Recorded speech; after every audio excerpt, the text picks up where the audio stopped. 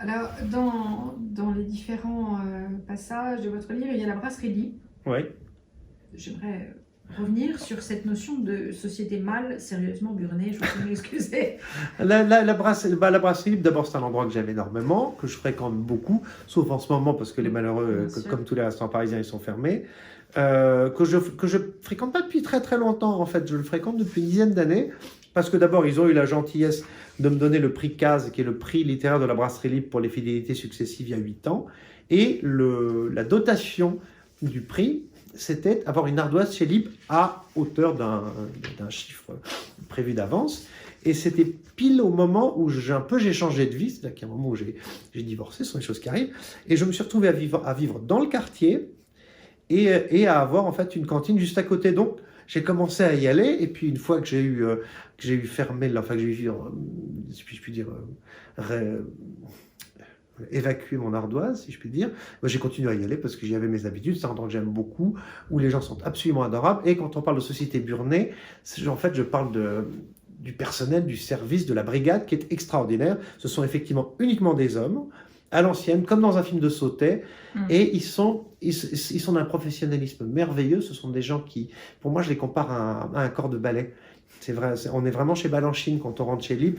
Ils sont d'une précision, d'une efficacité. Vous les voyez passer, se croiser. Jamais, il n'y a jamais aucun contact, jamais aucun heurt. Et ça, c'est voilà, ils sont d'une fluidité extraordinaire. Et puis c'est un endroit que j'aime beaucoup. Enfin franchement, je me sens chez moi depuis des années. Claude Guittard, le patron, est un être merveilleux. Et c'est un endroit, c'est un des rares restaurants parisiens en fait qui n'est quasiment jamais changé, non pas depuis la fondation, depuis l'ouverture, mais au moins depuis quasiment un siècle. C'est-à-dire que le décor est le même, la carte est quasiment la même. Ils ne font aucun changement, c'est-à-dire que le soir de Noël ou le soir ou le 31 décembre, le menu est le même, ils ne font pas de menu réveillon. Donc si on a envie d'aller chez Lippe manger une andouillette, on peut y aller n'importe quel jour, à n'importe quelle heure. Et donc il y a une sorte de permanence, c'est une photographie du temps, mais c'est pas non plus un endroit poussiéreux ou dépassé, parce qu'ils sont hors du temps. Ils sont hors d'une sorte d'un univers spatio-temporel. Ils sont ailleurs, et c'est cette permanence que je trouve très à la fois gourmande et touchante. 2 dernières questions. Parlez-moi de la nostalgie du radis. Ah oui. Ah, ça c'est oui. une formule. Alors ça c'est un dossier. Vous parlez de l'article Virus, où je suis extrêmement virulent au sujet des véganes et même des végétariens. C'est un article qui a été sujet à caution. C'est un article, enfin, c'est une rubrique ou un chapitre qui a été sujet à caution, même avec mes éditeurs, parce qu'ils trouvaient que j'étais beaucoup trop violent, parce que je suis assez remonté contre le terrorisme véganique, c'est-à-dire que on a l'impression que, comme ces gens ont le sentiment de détenir la vérité et d'être du côté du bien, puisque c'est le bien pour la planète et pour l'humanité, ils ne souffrent aucune forme de contradiction, et donc ils sont voilà, engoncés dans leurs égos, enfin, ils sont remplis de leur théorie, ce que je peux concevoir. Mais pour moi, la nourriture, la gastronomie, la gourmandise, c'est du plaisir. Donc, quand on se met à mettre de l'idéologie dans le plaisir, il y a quelque chose qui cloche. Donc voilà, donc j'ai du mal à rentrer dans le débat avec ces gens-là, moi j'ai des très bons amis qui sont atteints par cette plaie redoutable.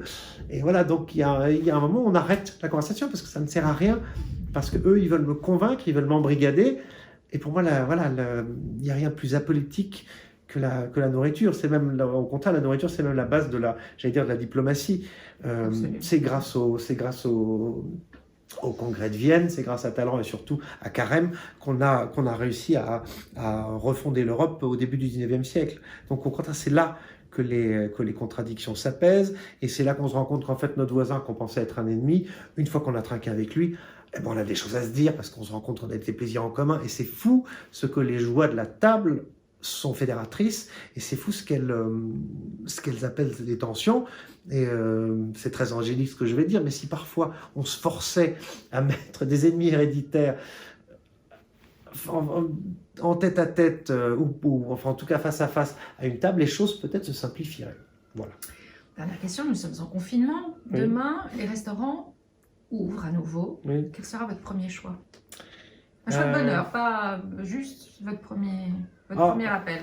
Ah, bon, chez Marcel, qui est un endroit que j'aime beaucoup, c'est un restaurant qui est près d'ici, au sujet duquel je consacre d'ailleurs un chapitre dans le livre. Pour moi, c'est le vrai bistrot, et surtout c'est le vrai bistrot tenu par un vrai bistrotier, qui est mon ami Pierre Scheucle, qui est un type merveilleux. C'est mon restaurant favori à Paris. Alors, il y a beaucoup d'endroits que j'aime, mais là, ça sort du pur domaine de la gourmandise. C'est un endroit où je vais énormément, en fait, parce que c'est près de chez moi, c'est à 2 pas de l'école de mon fils. Et mais vous me dites les restaurants rouvrent. Là, vous ne m'avez parlé que du déjeuner, parce qu'il y aura le dîner, il y aura les jours sûrs, parce que je vais évidemment aller chez Yves, je vais aller chez Thierry Breton, derrière l'église Saint-Vincent-de-Paul.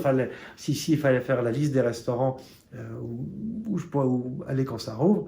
Et puis rien n'indique que je ne vais pas déjà au restaurant, mais ça, il ne faut pas le dire. Ça, il ne faut pas le dire. Non. Ce sera pour une autre aventure. Voilà. Merci beaucoup.